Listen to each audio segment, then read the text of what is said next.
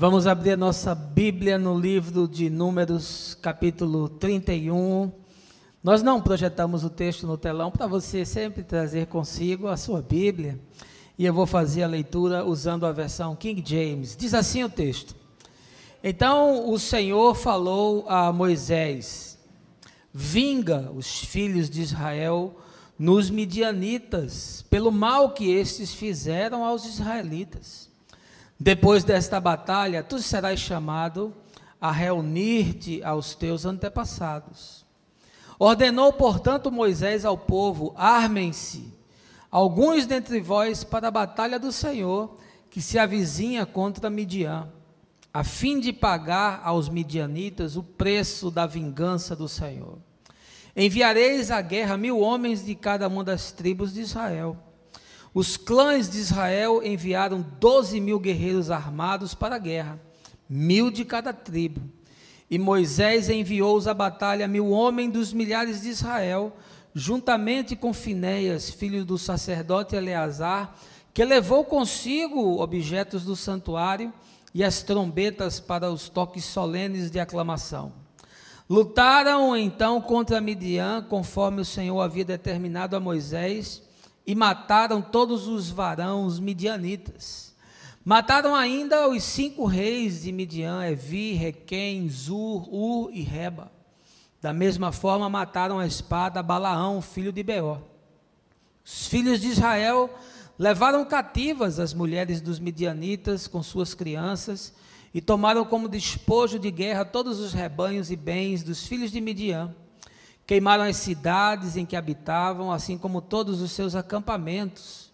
Em seguida tomaram todos os despojos, tudo o que haviam capturado, incluindo pessoas e animais, e levaram os prisioneiros, homens e mulheres, e os despojos, todos à presença de Moisés, ao sacerdote Eleazar e à comunidade de Israel, em seu acampamento nas campinas de Moabe, junto ao Jordão, na altura de Jericó. Moisés, Eleazar, o sacerdote, e todos os príncipes da comunidade saíram do acampamento ao encontro deles. Então Moisés indignou-se contra os comandantes das forças, chefes de milhares e chefes de centenas, que voltavam dessa missão de guerra. Questionou-os: por que deixastes com vida todas essas mulheres? Foram elas que seguiram o conselho de Balaão e induziram os filhos de Israel a se perverterem contra Deus, o Eterno, no caso de Peor, de modo que uma praga feriu a congregação do Senhor. Agora, portanto, matai todas as crianças do sexo masculino, matai igualmente todas as mulheres que tiveram relações sexuais. Não conserveis com vida senão as meninas e as moças virgens, elas vos pertencem. Quanto a vós, entretanto, acampai-vos durante 7 dias fora do arraial. Todos vós que tendes matado alguém ou tocado um cadáver, terei de vos purificar no 3º dia e no 7º dia, vós e vossos cativos. Purificai também todas as roupas, todos os objetos de couro, todos os tecidos de pelo de cabra, todos os objetos de madeira. Eleazar, o sacerdote, orientou os combatentes que retornavam da guerra, dizendo: esse é um estatuto da lei que o Senhor ordenou a Moisés. Contudo, o ouro, a prata, o bronze, o ferro, o estanho, o chumbo, todos os elementos que resistem ao calor das chamas, fazei que passem pela purificação por meio do fogo. Todavia será pelas águas lustrais da purificação que todos os objetos serão considerados completamente puros. E tudo aquilo que não resiste ao fogo devereis fazer passar pelas águas purificadoras. Lavareis as vossas vestes no 7º dia e ficareis puros. Depois podereis entrar novamente no acampamento. Essa é a palavra do Senhor, meus irmãos. Um texto difícil do Velho Testamento, que essa manhã eu quero desafiar você a uma reflexão sincera, honesta e, sobretudo, que ela produza mais do que conhecimento bíblico, mas que ela se materialize na vida como justiça, como gratidão e misericórdia na nossa história.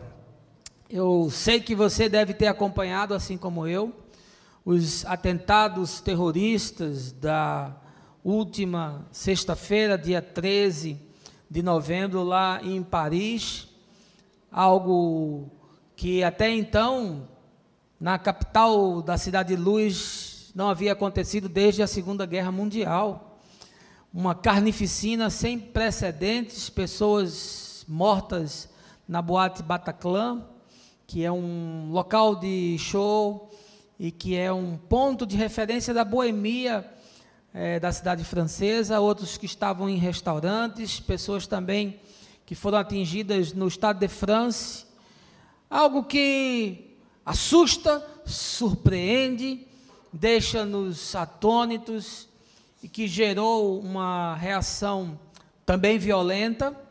E sei que vocês devem ter visto aí os bombardeios dos Estados Unidos, da Rússia e agora dos aliados contra a Síria e contra aqueles que se constituem inimigos nessa cruzada.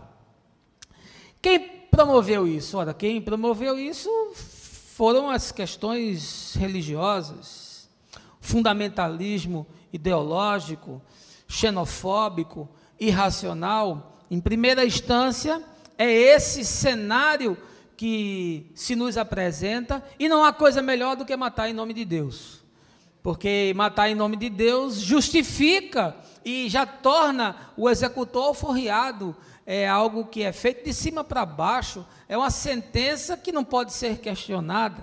Mas é bom lhe lembrar que as três grandes religiões, que são chamadas as religiões do livro, possuem essa característica em comum.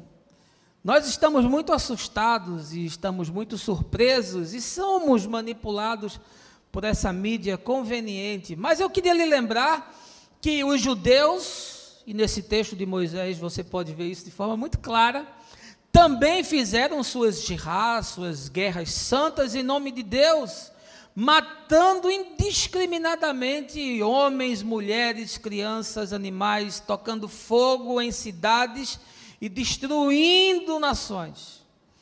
Da mesma forma, os cristãos fizeram, na Idade Média, as suas cruzadas, destruindo e perseguindo aquelas nações do Oriente Médio, sobretudo os muçulmanos, e também nas suas colonizações. Afinal de contas, a América foi colonizada depois de muito sangue, depois de muitas invasões, índios foram massacrados, as colonizações também nos países africanos, e todas eram feitas com a bandeira do cristianismo e com o desenho da cruz. Assim também os muçulmanos têm feito, e têm tentado tomar posse à força, e têm tentado fazer com que aqueles que são inimigos de Alá se convertam, e que possam se enquadrar nos seus costumes, nas suas doutrinas, nas suas convicções. Ora, quem patrocinou o ISIS, o Estado Islâmico, e o motor de tudo isso é a religião. Se você já leu o Corão, você sabe que o islamismo não é uma ideologia pacífica. Se você já leu as sunas de Maomé, se você já leu as Sharias, você sabe que o que eles estão propondo não é um pacifismo. Pelo contrário, os islâmicos que são pacifistas estão desviados, estão afastados daquilo que Maomé propõe, que é uma revolução e um expansionismo feito pela guerra, pela violência, e os infiéis têm que ser mortos. Isso está escrito. Se você não ler, leia, para que você não fique afirmando que é uma religião pacífica, porque não é. Os conflitos no Oriente Médio foram analisados recentemente pelo pensador, filósofo, ativista político norte-americano, um dos homens mais lúcidos desse tempo, que é Noam Chomsky, e eu recomendo que você assista ao vídeo, procure lá Noam Chomsky no YouTube, bote Estado Islâmico, e aí você talvez perca esse romantismo que a mídia tenta impor, e você vai compreender a questão do Oriente Médio com muito mais profundidade, entendendo todas as cores que envolvem esse conflito, olhando ele por todas as óticas. É preciso uma análise multidisciplinar e não um simplismo de você dizer que todo aquele que está ligado ao Estado Islâmico é radical, é obtuso, é monolítico no seu pensamento, é xenofóbico e que eles são um povo que precisa ser destruído. Essas questões têm que ser analisadas com cuidado. Não é o meu tema essa manhã, porque o que eu quero lhe falar é que existe um outro tipo de terrorismo. Um terrorismo religioso da mesma forma, mas muito mais sutil. Um terrorismo muito mais sofisticado. Um terrorismo também profundamente ideológico, mas é cult. E um terrorismo que tem um potencial de destruição extraordinário. Ele mata a consciência, ele escraviza a alma, ele bombardeia a mente, ele invade a privacidade, ele cerceia a liberdade, ele faz chantagem, faz tortura emocional, elimina sonhos, ele destrói a vida e produz um dano na mente e no coração, que são por vezes irreversíveis. O terrorismo religioso se alimenta de um motor flex. Ele é movido pelo medo e é movido pela culpa. Esse terrorismo religioso, em conluio com o Estado, ele quer dominar terras. Mas em conluio com a igreja, ele quer dominar mentes. Você já foi vítima de terrorismo religioso? Não? Tem certeza? Essa manhã eu vou lhe demonstrar que talvez você tenha sido vítima. Aliás, talvez você esteja sendo vítima. Mas eu não quero avançar sem antes lhe convidar a um momento de oração. Baixe a sua cabeça, feche os seus olhos. Meu Pai, nós vivemos nesse mundo que a gente tem medo agora de pegar um avião, fazer uma viagem, que a gente tem medo de entrar no trem do metrô, que a gente tem medo de ir numa casa de espetáculo. Nós vivemos assustados, nós vivemos, Senhor, esmagados. Por vezes por um terrorismo econômico que nos asfixia com juros escorchantes, outros por um terrorismo religioso que lhes impõe uma ideia de um Deus que está sempre disposto a fazer um massacre com os seus fiéis, para que eles sejam como autômatos, sem cérebro e sem sentimentos. Outros são vistas do terrorismo político, de não ter um chão, de não ter uma casa, de não ter um espaço, de não ser parte de uma nação, e outros são vítimas do terrorismo bélico, de ações de guerra, de destruição, gente que não pode se defender. Nós vivemos desse tempo, e a Tua Palavra nos traga essa manhã luz à consciência, e o Teu Espírito alargue o nosso entendimento, de tal forma que saiamos daqui discernindo aquilo que é bom e produz bem, e aquilo que é mal e produz destruição. É o que eu te peço, no nome de Jesus. Amém. Nós temos uma leitura muito condicionada do texto da Escritura. Nós passamos por séculos e séculos e séculos de interpretações completamente desassociadas das questões históricas, sociais, filosóficas, econômicas, culturais, políticas, sem a qual esse livro não pode ser lido. A simples leitura da Escritura com um olhar meramente teológico já representa um fundamentalismo, um pensamento tão monolítico, um pensamento tão cativo a um tipo de interpretação que já distorce toda a possibilidade de nós compreendermos o texto nas suas proposições mais amplas. Lê esse capítulo 31 do livro de Números, um livro, inclusive, que é muito pouco pregado. Não pode fazer nenhum sentido se você antes não ler o capítulo 25, para que você entenda por que Deus estava tão raivoso e tão mal-humorado e tinha se acordado nesse dia com tanta sede de vingança e disse para Moisés: vai lá e mata todo mundo. E por que isso aconteceu? Bem, isso aconteceu porque alguns capítulos antes, no capítulo 25, você vai ver que quando os israelitas eles entram na terra de Canaã, eles estão sujeitos a conviver com culturas e com práticas que são diferentes das suas. Os rituais de fertilidade que eram feitos em honra aos deuses, dentre outras práticas, envolviam relações sexuais ilícitas. E quando Israel estava no vale de Chitim, que é o que descreve esse capítulo 25, o povo acabou se entregando junto com os habitantes de Moabe a essas imoralidades sexuais em adoração a uma divindade chamada Baal-Peor.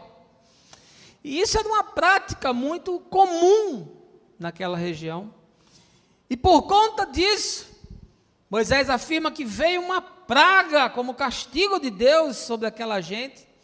E agora virá a vingança, porque os filhos de Israel foram iludidos, foram manipulados, foram levados ao erro, foram induzidos para se tornarem vítimas da tragédia. E assim agora vem a vingança, agora vem o castigo, agora vem a sentença, agora vem a justiça. Portanto, é uma leitura que precisa estar complementada por esse outro texto, para que você não ache que o que está dito é mais bizarro do que de fato é. E eu tenho uma questão para você que é muito simples. Por que o Deus que disse para Moisés no Monte Sinai, não matarás, está logo em seguida agora dizendo para ele, mate? Será que Deus se contradisse? Será que Deus mudou de ideia? Será que Deus disse, Moisés, aquilo que eu disse no Sinai era brincadeirinha, porque para entrar nessa terra, meu amigo, tem que ser debaixo do cacete.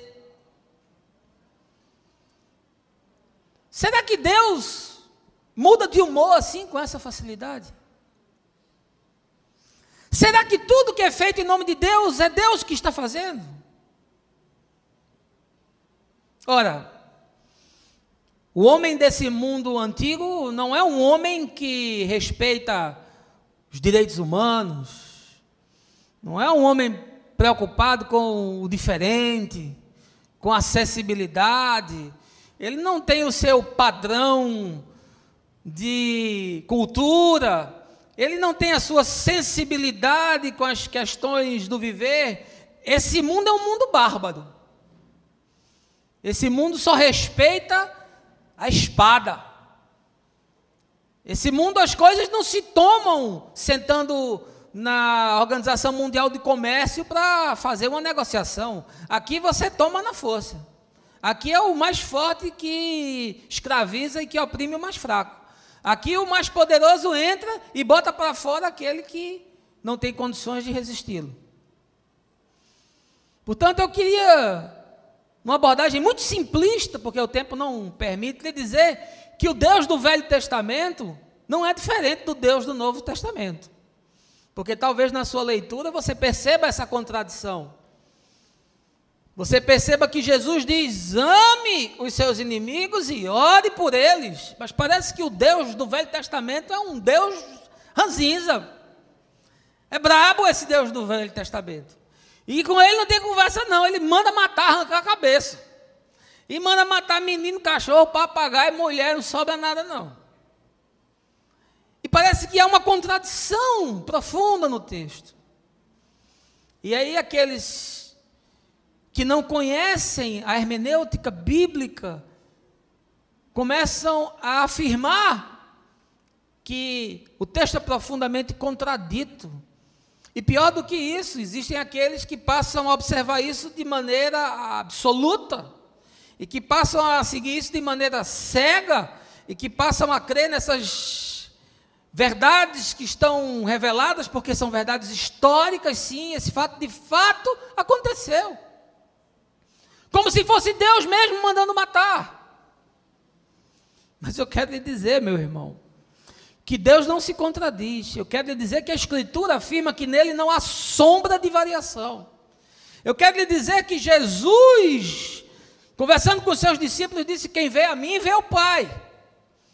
Portanto, qualquer interpretação da Escritura que não tenha Jesus como uma chave de interpretação, e que não lhe permita olhar para o texto a partir dos olhos e da vida, do proceder, daquilo que Jesus encarnou, fará você cair numa profunda contradição, porque o Deus que disse para não matar, logo em seguida disse que era para matar.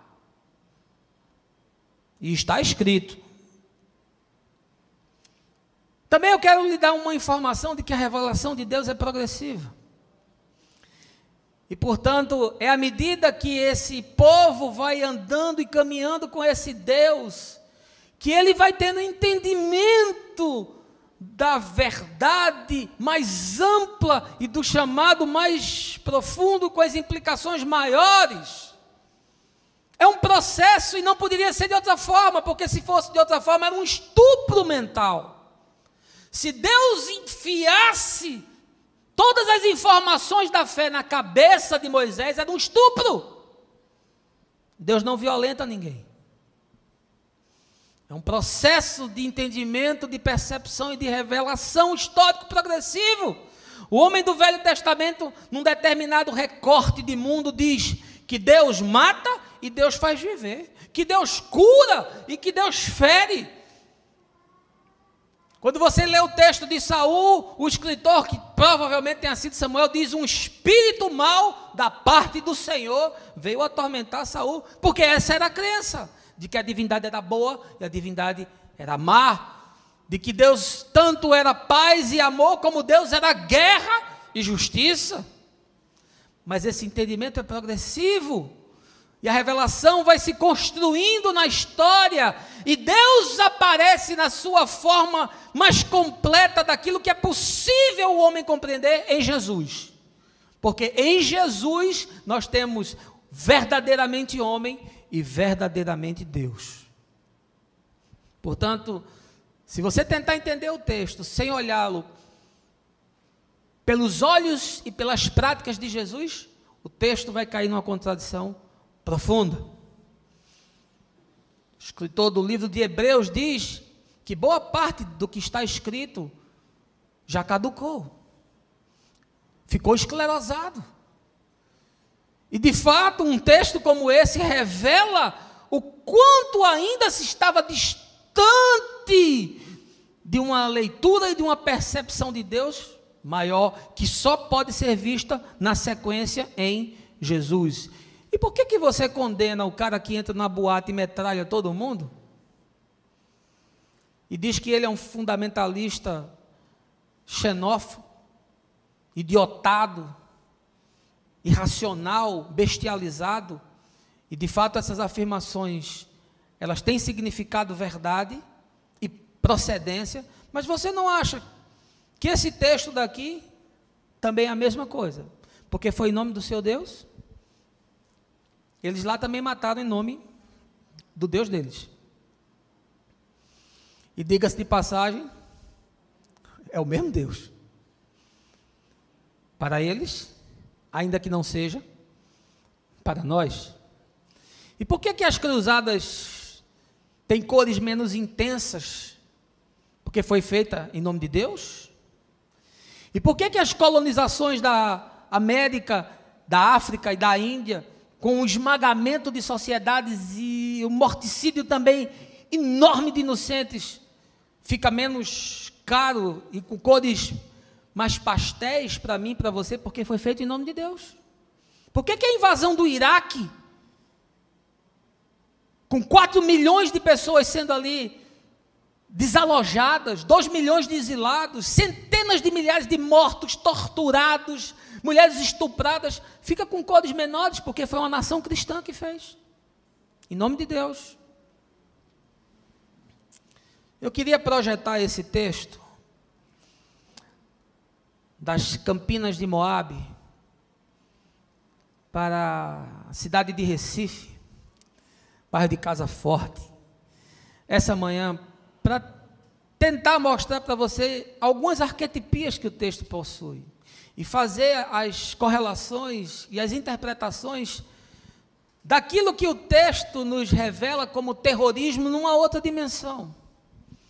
Porque o tempo não me permite um debate mais amplo. Mas amanhã na minha casa você é meu convidado para a gente aprofundar essa conversa de uma forma mais ampla.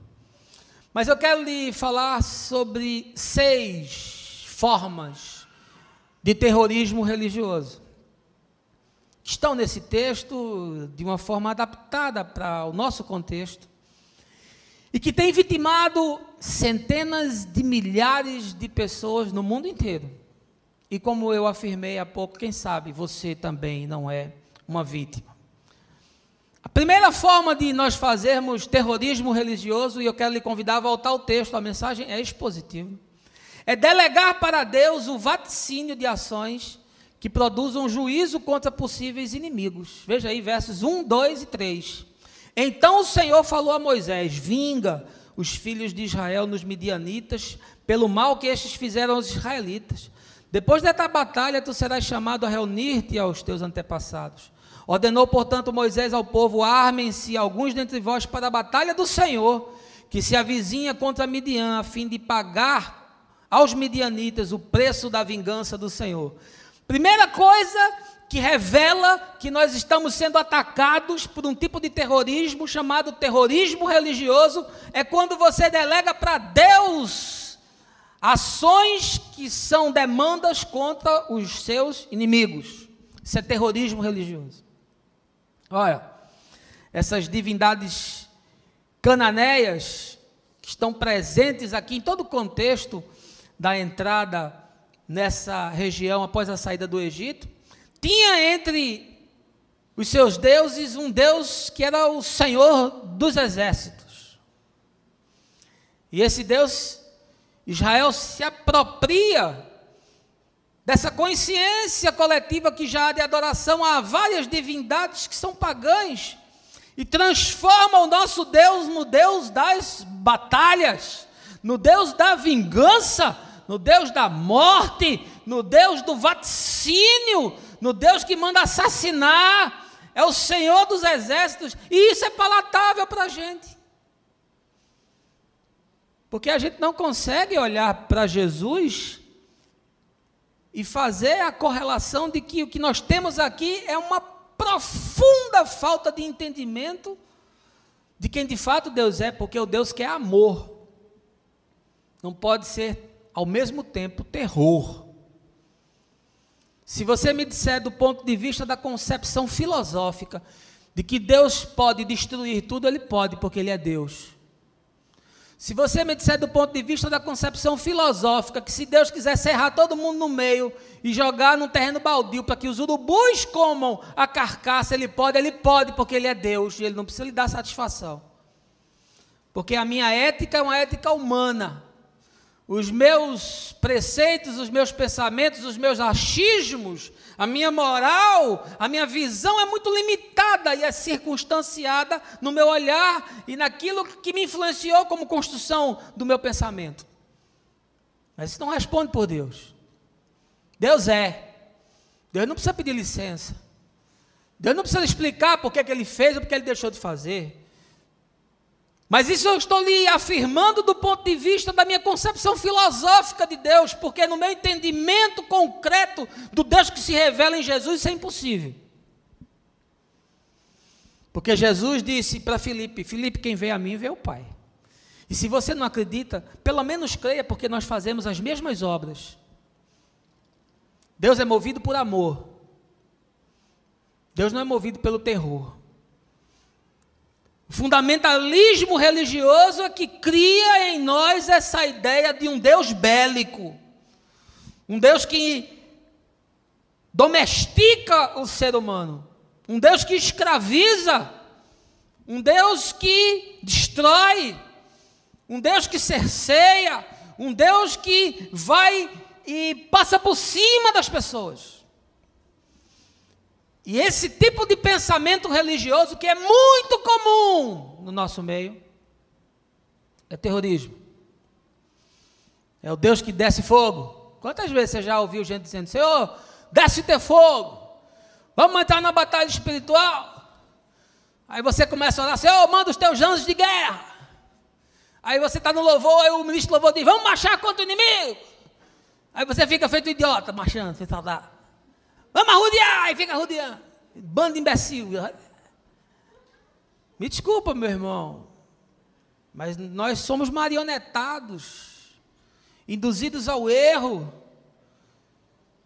Nós estamos produzindo uma fé infantil, querendo delegar para Deus um espírito que nunca foi dele, porque quando os discípulos disseram nas aldeias dos samaritanos, Senhor, essa moçada não quer nos receber não, Tu és o Senhor dos exércitos, vamos descer fogo para queimar todo mundo.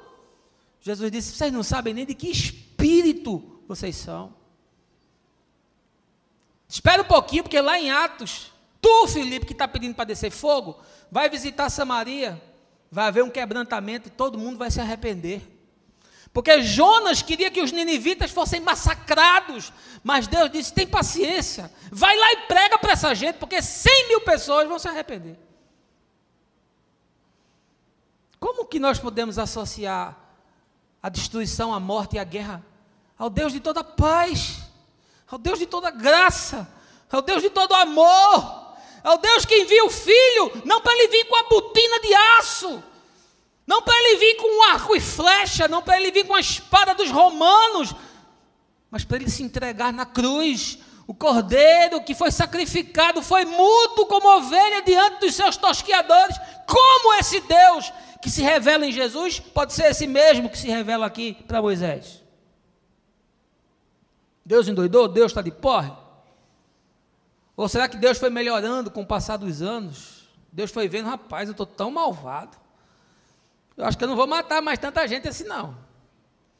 Ah, por favor, meu irmão, largue esse simplismo, largue esse absolutismo, largue esse fundamentalismo. Você virou massa de manobra na mão de gente perversa que quer fazer de Deus um general romano, quer fazer de Deus um comandante assírio, um Nabucodonosor. Por favor, não entre nisso. Nós estamos impregnados dessa teologia belicista, da guerra, passar por cima dos inimigos, pisar na cabeça do diabo. Aí o cara pisa na cabeça do diabo, na cabeça da mulher, na cabeça do chefe, na cabeça do filho, na cabeça do sócio, na cabeça do pastor. O pastor havia assim, com a cabeça achatada, tantos irmãos pisar na cabeça. Perseguições em nome de Deus. Ou você nunca viu o cara dizendo que quer invadir o terreiro? Tem um pastor imbecil, aquele pastor Marcinho, acho que é o Marcinho da... Não, Marcinho? Lucinho, aquele que cheira a Bíblia. Um cara que cheira a Bíblia não precisa dizer mais nada. Lá daquela igreja de Minas, como é o nome da igreja, mano? Lagoinha. Tem que ser uma lagoinha mesmo, né? Porque... Cabecinha, Lagoinha. Aí o cara pega os adolescentes da igreja e convoca eles para invadir umas festividades religiosas que estava vendo numa praça lá do pessoal da Umbanda. Ô, meu irmão, se você não concorda com as práticas da Umbanda, você não precisa ir, você não precisa participar.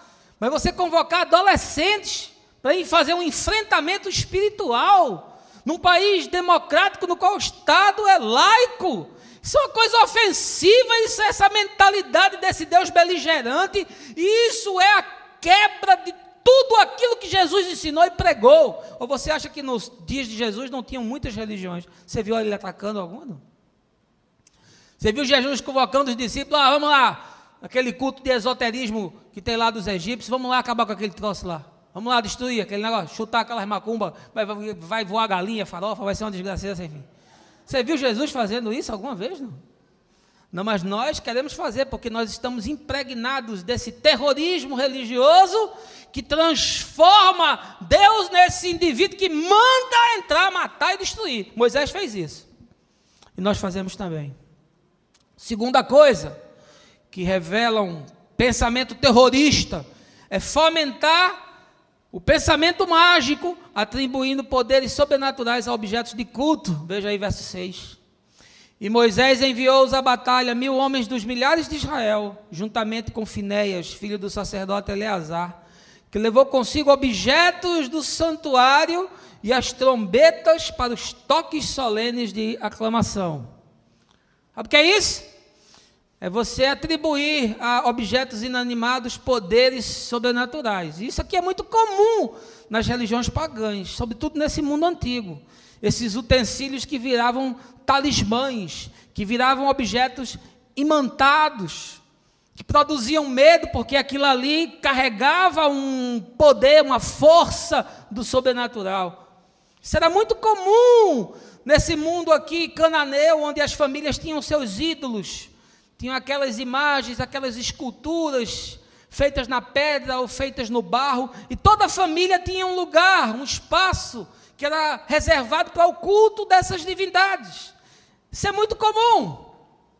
E aí os israelitas estão cercados dessas culturas e também produzem os seus objetos pseudo-santificados.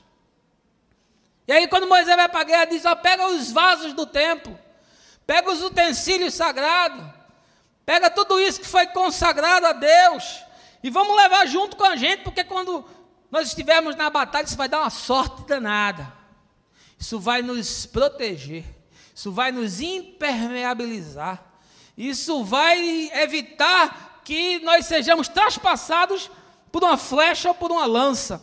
E essa mentalidade mágica se desenvolve. E aí você lê o texto e não faz a correlação com as mesmas práticas que você faz e de coisas que às vezes você também incorpora nas suas crenças, atribuindo poderes a coisas que em si não têm nenhum tipo de poder. Você já viu Jesus fazendo alguma apologia a coisas desse tipo?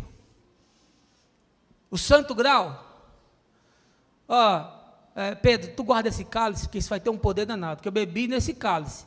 Isso aqui, meu amigo, você botar num lugar e a pessoa tocar no cálice, acabou-se. Cura tudo, hemorroida, cura dor de cabeça, cura câncer, vai correr. Você já viu essa prática em Jesus? Mas certamente você viu essa prática entre os evangélicos. Certamente você viu esse tipo de procedimento entre os evangélicos, porque você começa a desenvolver nas pessoas um pensamento mágico. É essa idolatria romana que acabou se impregnando nas práticas dos cristãos, essa idolatria que eles tinham ao seu panteão de deuses, que se projeta para a idolatria ao panteão dos heróis da fé. É a mesma coisa. Só mudou o objeto final de culto, mas a idolatria do mesmo jeito provoca a morte da consciência do mesmo jeito.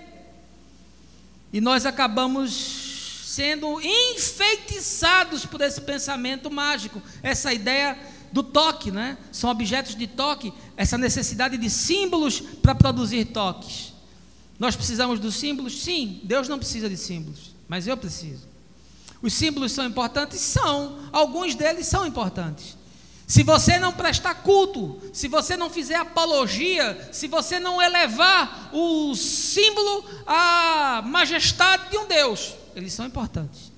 E eles podem ser utilizados com bom senso. Agora, você colocar um copo d'água em cima da TV e dizer que ele está agora imantado e beber aquela água para ser curado, isso é idiotice. Isso é pensamento mágico. O óleo ungido é pensamento mágico. O lençol pelo qual você passa e os seus problemas se resolvem é uma mentalidade mágica. Chofar, tijolo, agora estão ungindo tijolo. Para você, compra o tijolo ungido, você vai ter a casa própria. A caneta ungida, você compra a caneta que você vai assinar o grande contrato da sua vida. Caneta ungida. Gente que agora está ressuscitando a arca, virou moda agora. Um modelo da arca está sendo colocado dentro da igreja. Gente cultuando a arca, gente se ajoelhando diante da arca. Gente que idolatra tanque, espaço, igreja, altar, Bíblia. Quanta gente que adora a Bíblia e que faz da Bíblia o seu instrumento de culto e de louvor, e que adora e exuma a letra. Quanta gente? Perfume. Tem agora uma atriz gospel, porque eu não posso chamar isso de artista, é atriz para mim, que faz uma encenação vendendo perfume, vendendo roupa, Esse pessoal da Lagoinha, eles são impressionantes. Em termos de negócio, eles são imbatíveis. Aí faz roupa agora. Eu fui num congresso lá em São Paulo, que eu vi lá um stand desse pessoal de lá, cueca, bota, boné, camiseta, os caras vendem tudo. Todo tipo de quinquilharia, um marketing poderoso em cima desse negócio. Por isso que o Tales lançou o boneco, por isso que o Tales lançou a Bíblia do Tales, um grande exegeta como Tales, fazendo comentários hermenêuticos a respeito das Escrituras.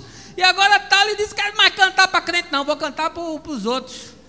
E que eu acho que agora vai, que o Tales tem uma voz fantástica, é um grande compositor, agora para cantar para um público que consiga entender, e não para fazer essa palhaçada gospel que ele fez.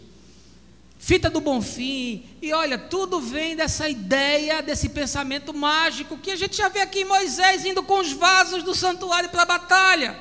É terrorismo religioso, sabe por quê? Porque desenvolve em você uma crença que tira a sua fé da centralidade de Jesus, e coloca a sua fé nas coisas, e mesmo nas pessoas.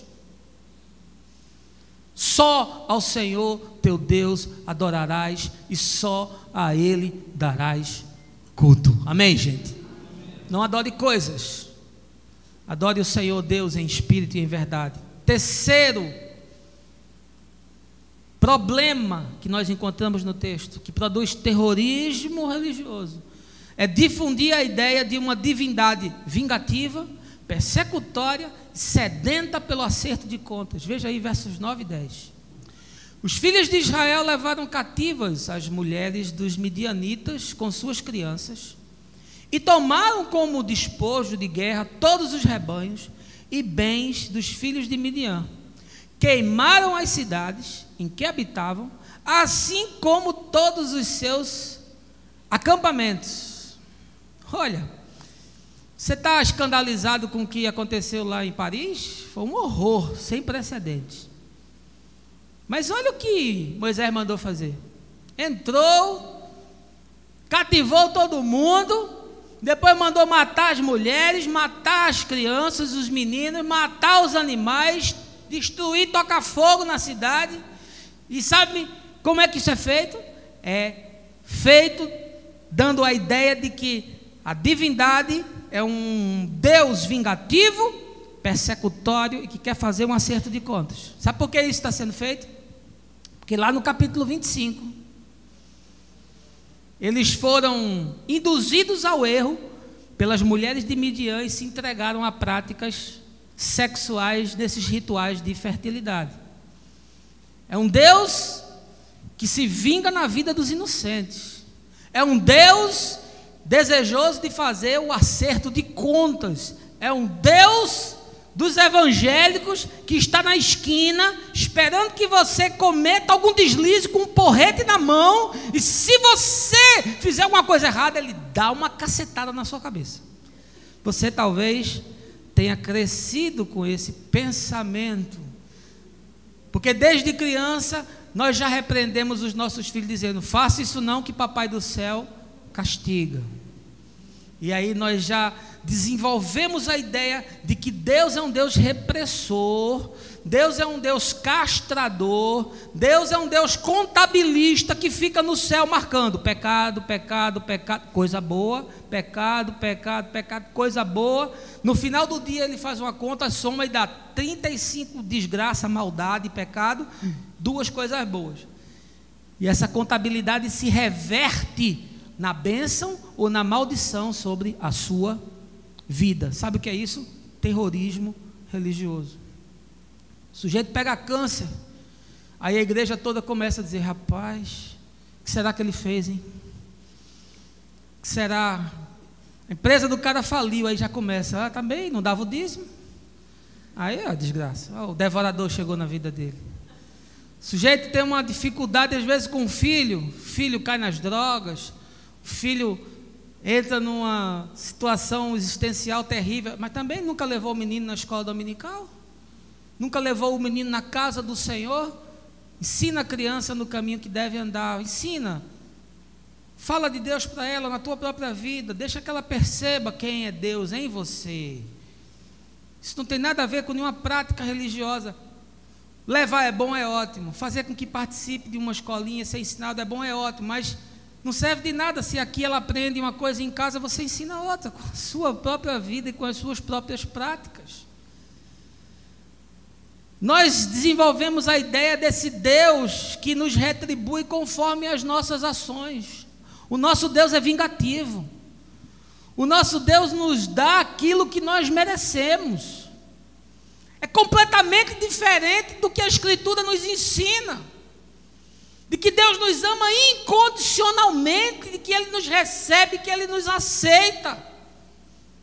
E que é a sua graça que nos mantém vivos, porque não fosse isso, diz Jeremias, nós já teríamos sido dizimados.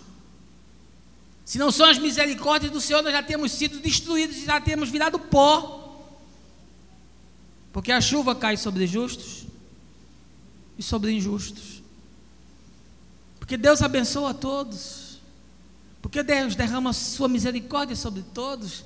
E o profeta Ezequiel diz que ele não tem prazer em que o ímpio se perca, mas em que seja salvo. Deus amou o mundo de tal maneira que deu o seu Filho, o mundo inteiro. Está disponível. A proposta de pacificação, de reconciliação, está acessível para todos, mas nem todos vão querer abraçar isso. Muitos dos quais, porque a igreja se constitui esse lugar de neurose, desse Deus persecutório. Lutero diz que o sangue de Jesus é suficiente para cancelar o pecado de todos os homens, mas é eficiente para aqueles que creem. Você precisa crer. Mas nós queremos essa divindade que nos blinda contra as intempéries da vida, porque nós damos o dízimo, porque nós vamos no culto, porque nós lemos 3 versículos na quarta-feira, e nós imaginamos que são os nossos rituais religiosos e que é a nossa agenda religiosa quem produz esse imantamento, essa impermeabilização contra a tragédia. E aí quando a tragédia acontece, nós ficamos procurando qual foi o nosso desvio moral que produziu essa sentença de Deus. Será que a história de Jó não é suficiente para você? De um homem reto, incúlpe, que ama a Deus e anda conforme a sua própria consciência e a sua própria revelação, e a tragédia cai em cima da sua cabeça.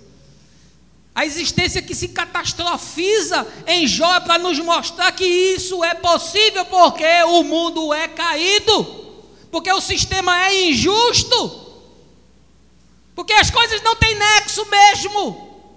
Mas Deus continua sendo Deus se eu pegar um câncer. Deus continua sendo Deus se meu filho morrer num acidente de carro.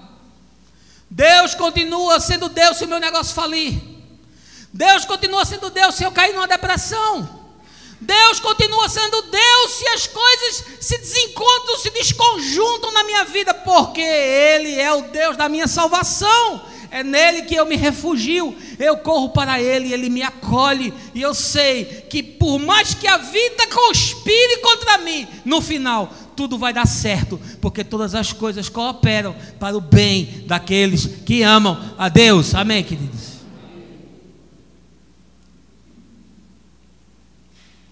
Mas Moisés entrou aqui e disse: olha, por causa daquilo que os midianitas fizeram, Deus agora vai fazer um acerto de contas. Chegou a vingança do Senhor. Estava pensando que vai passar a perna em Deus, é? Deus vai pegar você na esquina, meu irmão. Deus está ali te esperando. Quando você dobrar, Ele vai pegar no seu pescoço. Aí o cara não consegue mais viver, não consegue ser feliz. Eu não estou que crente é um bicho assim, enquadrado, parece que está empalado. Ele não ri, ele não se alegra. Toda vez que ele começa a se alegrar, ele fica com medo que Deus desgrace ele. Ele já fica pensando: está tão bom, vai acontecer alguma desgraça, meu Deus. Ah, esse lugar aqui está tão bom. O crente se sentar numa mesa de bar, ele fica esperando cair um raio na cabeça dele. Ele fica olhando para o céu, porque ele acha que Deus já está preparando, vai descer um raio na cabeça, vai fulminar ele, porque ele sentou na mesa do bar. É essa divindade que faz sempre o pior, que está sempre disposto a promover o pior. E eu quero lhe dizer, isso é terrorismo religioso. Em quarto lugar, nós vemos esse tipo de prática se materializar quando a gente transfere para pessoas ou circunstâncias a responsabilidade por aquilo que se fez. Veja aí versos 15 e 16. Questionou-os: por que deixastes com vida todas essas mulheres? Foram elas que seguiram o conselho de Balaão e induziram os filhos de Israel a perverterem contra Deus o Eterno, no caso de Peor, de modo que uma praga feriu a congregação do Senhor. Sabe o que é terrorismo religioso, meu irmão? É você dizer que o problema não é seu, não, o problema foi o outro. É você dizer que foram as circunstâncias que lhe induziram àquela situação. Isso não tem nada a ver comigo, não. Olha, tudo que eu estou fazendo é apenas o desdobramento, o resultado, a ação imediata possível do que fizeram comigo. Isso é terrorismo religioso. É transferir tudo aquilo que está sobre a minha gestão para o fenômeno humano. Foi o que Moisés fez. Olha o seguinte, sabe por que a gente pecou? Porque aquelas ninjas lá, meu irmão, de Moabe, aquelas mulheres de fio dental, bicho, aquela mulher com aquele decote, aquela mulher com aquela conversa mole, quem é que não caía numa situação daquela? Olha como nós achamos álibis. Esse negócio é antigo, a gente já sabe. Adão disse que o problema de ele ter pecado foi Eva. Ali na mitologia do texto do Gênesis já há esse pensamento de transferir a responsabilidade para o outro, e ali nós estamos num período de formação da consciência humana. E esse processo de transferência de culpa já se faz presente desde o começo. Porque o culpado é sempre o outro, porque foi a situação. Aí pega aquela música de Paulo Vanzolin, né? Ali onde eu chorei, qualquer um chorava. Aí o crente diz assim: ali onde eu caí, qualquer um caía. E aí você começa a encontrar álibis para o seu próprio pecado, para a sua própria decisão, para as suas próprias escolhas, que era o que Moisés devia ter feito. Olha, sabe de quem é a culpa da gente ter se prostituído? É nossa. A responsabilidade é nossa, é minha. Por isso que Davi era um homem segundo o coração de Deus.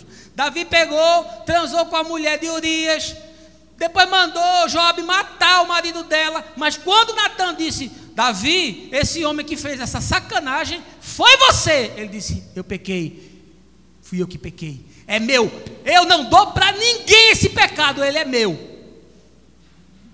É por isso que eu tenho uma admiração por Caio Fábio, porque quando ele pecou, e a igreja evangélica querendo justificar, para preservar a iconoclastia que ele tinha sobre o Brasil, e dizer: olha, se foi Satanás, ele disse: foi Satanás não, quem pecou fui eu, a responsabilidade é minha. E ele puxou para si, porque é um homem sério, é um homem santo, não obstante seja um pecador como eu e como você. Um pouquinho antes disso aqui, Adão fez a mesma coisa. Quando Moisés foi para o monte para receber a lei de Deus, o pessoal chegou para Adão e disse: aqui está muito parado, meu irmão, vamos fazer uma rave, vamos fumar maconha e ficar todo mundo doido, constrói um bezerro de ouro ali para a gente cultuar. Ele disse: vamos, me dá o ouro que eu faço. Fez lá um deus cananeu, um touro, que era a representação de Baal. Quando Moisés desceu, estava lá a bagaceira, todo mundo embriagado, todo mundo maluco, todo mundo lá adorando o touro. Aí chamou Arão: Arão, que é isso que você fez? Eu não, o povo, cara, o povo trouxe o ouro. Quando eu peguei o ouro, que fiz assim, virou esse touro. Eu não tenho nem explicação para isso. Nós estamos sempre transferindo as nossas responsabilidades. São os lugares que nos incitam a pecar. Por isso que o cara não vai na boate, por isso que o cara não vai no bar, por isso que o cara não vai no jogo de futebol, por isso que o cara não pode ir nesses ambientes, porque eles acham que são as pedras que estão carregadas de malignidade, e não a sua cabeça, e não o seu olhar da vida, que está impregnado de maldade, de maledicência. É ou não é? É não, você é crente, você é homem de Deus, mas comigo acontece. Com você não acontece não, que você é um homem cheio do Espírito Santo, mas comigo acontece. Porque eu sou pecado, meu irmão. Lugares aos quais nós atribuímos poderes, né? E o dedo da divindade furiosa vem nos fulminar. Não é assim que nós imaginamos? Nós transferimos para os outros as nossas responsabilidades. Isso é muito comum. No mundo antigo a divindade ficava raivosa, era Poseidon, o deus dos mares.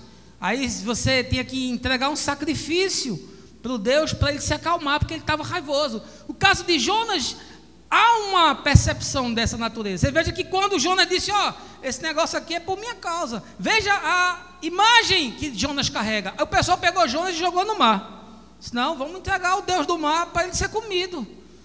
E ele que se acerte lá com a divindade dele. A gente não vai ser castigado por conta disso, não. É Iemanjá. Na nossa crença, nos nossos costumes aqui na nossa terra, Poseidon é Iemanjá, é a rainha dos mares. É essa divindade aqui você oferece e você traz flores e perfumes e manjares. É o mesmo pensamento, a mesma coisa.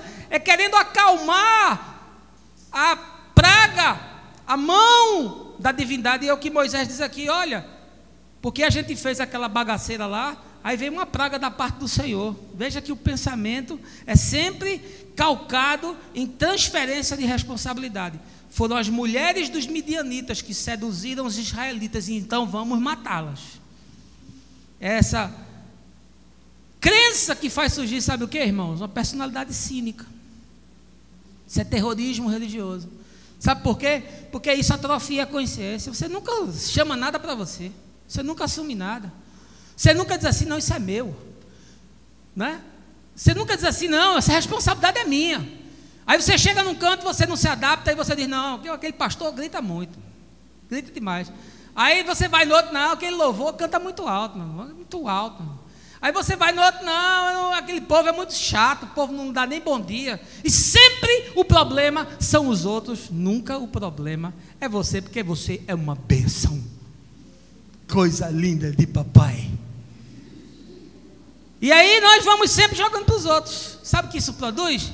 Isso produz cinismo, meu irmão. Isso produz consciência cauterizada. Isso produz uma mentalidade infantilizada, que você nunca assume nada, nunca é seu. Sempre o outro é culpado, sempre foi o lugar que lhe incitou, sempre foi o outro que lhe provocou. Briga de marido e mulher, o cara mete a mão na mulher e diz, também. Vê o que ela disse para mim, se o cara consegue aguentar um negócio desse. Aí a mulher também mete a mão no marido, também vê o que ele fez comigo. E nós estamos sempre colocando circunstâncias ou pessoas para cobrir o buraco que existe na nossa própria alma. Gente que é sempre vítima. Você já encontrou gente vítima, eternamente vítima? Que o mundo vai contra ele, a família é contra ele, a mulher é contra ele, os filhos são contra ele, o chefe é contra ele, o pastor é contra ele, o governo é contra ele. Ele é um perseguido de todas as perspectivas. Ele nunca tem culpa em coisa nenhuma. E sempre o pecado dele é resultado, é desdobramento, é consequência do pecado do outro. Eu pequei, mas foi por causa dele. Eu fiz, mas foi por causa daquele lugar. Eu tomei essa decisão, mas foi por causa da pregação do pastor. Olha, não sai daqui dizendo que eu mandei você fazer porcaria não, porque isso aí é um problema seu, viu? É você quem escolhe. Quinto lugar, você sabe o que é terrorismo religioso? É estabelecer rituais e ensinar doutrinas que purgam por si só qualquer tipo de pecado. Veja aí o verso 19. Você nunca leu esse texto dessa perspectiva, né? Não vai pirar não, viu? Verso 19. Quanto a vós, entretanto, acampai durante 7 dias fora do arraial, todos vós que tendes matado alguém ou tocado um cadáver, tereis de vos purificar no 3º dia e no 7º dia, vós e vossos cativos. A sua versão talvez tenha uma tradução melhor aí do hebraico, que diz assim, você tem que se purificar a si mesmo. Não sei se o seu texto diz isso, mas outras traduções diz purificar a si mesmo. Ou seja, terrorismo religioso é você estabelecer doutrinas ou você estabelecer rituais que por si só eles purgam pecado. É o que Moisés está dizendo para a moçada fazer aqui, né? E essas lavagens rituais está presente aqui porque isso é uma prática, meus irmãos, das culturas antigas. Os povos antigos, todos eles tinham essas práticas, esses rituais de lavagem, de purificação. Isso começa lá no Egito Antigo. Esses banhos que eram feitos no Nilo, no Eufrates, você depois vê isso se projeta na Índia, você tem essa cultura de ir no rio Ganges e fazer aqueles mergulhos de purificação. Isso aqui está muito associado. Batismo não é uma prática cristã. O batismo era um ritual de iniciação, de purificação de muitas outras religiões. Você vê esses mesmos banhos purificatórios aqui no Velho Testamento, lá em Naamã. Naamã procura o profeta, o que é que o profeta diz? Vá lá no rio, se lave 7 vezes, e aí você vai ser curado. Então havia essa crença no inconsciente coletivo, isso vai se construindo, essas lavagens. Você pensa que a lavagem do Bonfim veio de onde? Você pensa que esses rituais de lavagem que se faz aí em muitos lugares, inclusive em outras religiões, vem de onde? Vem da prática desses processos que se constroem desde o mundo antigo, desses rituais de purificação. Agora, o problema é quando você estabelece isso aqui como uma doutrina, como um processo, como um rito, que por si só produz a purificação, o perdão, a reconciliação, a purgação do pecado. Sabe por quê? Porque aí você tira a cruz, você tira o sangue e você diz, pelo rito você consegue. Isso se chama terrorismo espiritual.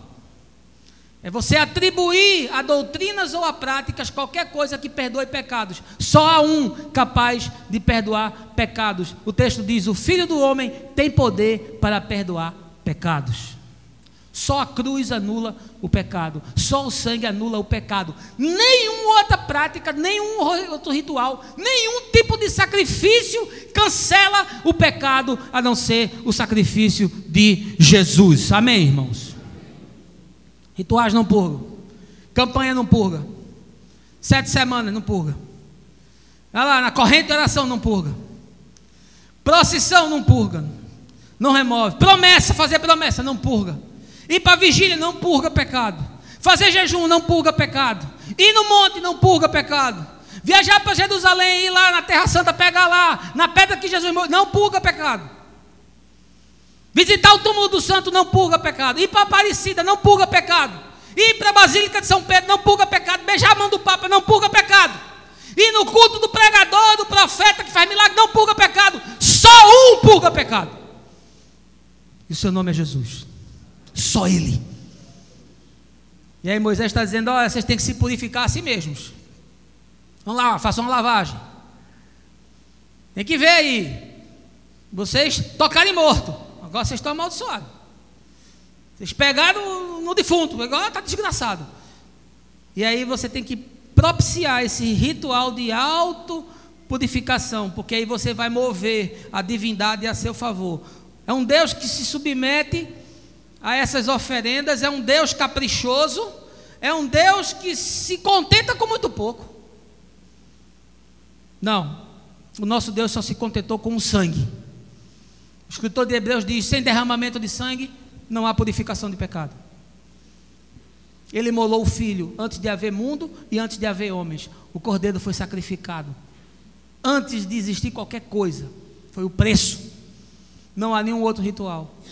Não há nenhuma outra mandinga, não há nenhuma outra oferenda, não há nenhum outro processo, não há nenhum outro rito, não há absolutamente nada que possa ser colocado no lugar do sangue e da cruz do Senhor. E quem fizer isso, meu irmão, está promovendo terrorismo espiritual.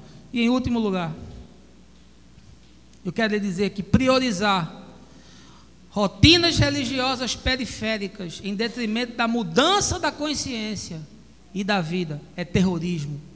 Veja aí versos 23 e 24. Todos os elementos que resistem ao calor das chamas, fazei que passem pela purificação por meio do fogo. Todavia será pelas águas lustrais da purificação que todos os objetos serão considerados completamente puros. E tudo aquilo que não resiste ao fogo devereis fazer passar pelas águas purificadoras. Lavareis as vossas vestes no 7º dia e ficareis puros. Depois podereis entrar novamente no acampamento. É você dar prioridade a esses rituais em detrimento da mudança de consciência. Em nenhum momento você vê Moisés dizendo assim, gente, que tem que lavar é o coração. O que tem que lavar é a alma da gente que está carregada, impregnada de maldade. O que tem que lavar é a nossa consciência, que é lavada pelo sangue do Cordeiro. Não, lava a roupa, lava a espada, lava o escudo, lava a sandália, lava o utensílio, lava a peça de couro, lava pano, mas não lava nem a consciência, nem o coração. São ritos de substituição, mas que não promovem a vida, que só promovem, sabe o quê? Uma consciência cada vez mais doente. Esse ascetismo de Israel só produziu doença. Aí nas tradições dos fariseus, quando você chega em Jesus, o negócio já está muito mais doente. Aquelas lavagens todas, aquelas oblações todas, aquelas rotinas todas, naqueles processos meramente humanos que não lavavam absolutamente nada. Por isso que Jesus senta na casa do fariseu e não lava a mão. Aí ele fica escandalizado. Como é que você não lava a mão para comer? Aí ele diz: e você que é ganancioso, e você que é alguém que não reparte, e que pensa que é a limpeza do prato que vai produzir alguma coisa, pegue aquilo que está no prato e dê aos pobres. Acabe com esse ascetismo, mesmo ascetismo que Paulo combate. A gente lava as vestes, mas a gente não lava a consciência. A gente faz o culto ao que é visível. A gente desenvolve essa espiritualidade de aparência. Por isso que Jesus chega para os fariseus e diz: vocês são sepulcros caiados, porque vocês andam impecáveis, o cabelo de vocês é cortado de forma impecável, as franjas das suas vestes são impecáveis, as vestes são talares, são impecáveis, mas vocês estão cheios de maldade, de fofoca, de juízo, vocês são perversos. Foi isso que Jesus disse. Paulo combateu os judaizantes, combateu os gnósticos, e sempre qual eram as questões? Eram esses processos que priorizam esses ascetismos. Não toque nisso, não veja aquilo, não se sente com não sei quem. São esses ritos do ascetismo judaico que parece que é melhorado, é aprimorado no ascetismo grego, nas práticas de purificação e de mortificação, de ataraxia grega. E aí chega nos nossos dias a gente com esse tipo de fé que está ligada a não tocar isso, não ver aquilo, eu não posso, aí usa texto sem contexto, aí fica uma justificativa imbecilizada, e gente vivendo por essas coisas. Não posso comer essa comida, porque isso daí contamina a sua mente que é fraca. Porque Jesus disse que o que faz mal ao homem não é aquilo que entra pela boca, mas é aquilo que sai do coração, é aquilo que sai daquilo que a minha alma acabou se alimentando, que está engordurada. Gente queimando quadro, gente queimando disco, gente queimando roupa, gente queimando imagem, gente queimando móvel. Aí o cara se converte, aí vai um profeta na casa dele. Aí o profeta entra e tem lá um quadro da mulher no olho. Vamos guerrear contra esse quadro, vamos tocar fogo nesse quadro que o demônio está nele. Pelo amor de Deus, meu. E eu, imbecil, me converti com 16 anos, peguei meus discos de rock, dei tudinho a mim, que eu não tive condições de tocar fogo. Passei 3 meses com drama de consciência. Devia ter tocado fogo, mas eu não consegui tocar fogo, né? Aí eu dei para um amigo meu que ficou amaldiçoado até hoje com meus discos lá, meus discos do Led Zeppelin, do Pink Floyd, maravilhosos. Aí depois que a minha consciência evoluiu, eu comprei CD de tudinho, perdi os discos todos, porque nós achamos que nós podemos promover purificações.